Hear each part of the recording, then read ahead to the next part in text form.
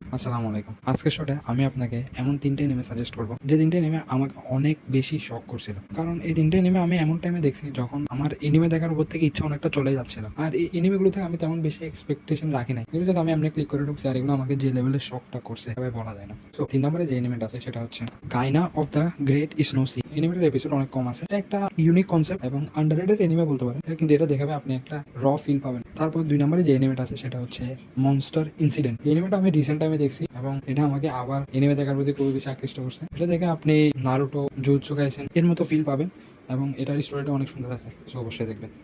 তারপর সবার শেষে যেটা আছে ১ নম্বরে সেটা হচ্ছে রিজেন অফ 7 স্পেল ব্লেডস। এই এনিমেটা হচ্ছে ভাই আমার এই শটটা রেকর্ড করার মেন কারণ বলতে পারেন। এটা একটা ম্যাজিক স্কুল রিলেটেড এনিমে। এখানে মেন ক্যারেক্টার ওর মায়ের রিভেঞ্জ নেওয়ার জন্য মূলত সবকিছু করতেছে। তো আজকের শর্ট এতটুকু পর্যন্ত। অবশ্যই এই শর্টগুলো দেখবেন এবং এরকম কন্টেন্টের জন্য আমার চ্যানেল ঘুরে আসতে পারেন, আর চাইলে সাবস্ক্রাইব করবেন। আমি সাজেস্ট করবো ওটা করে ভালো হবে। আসসালামু আলাইকুম।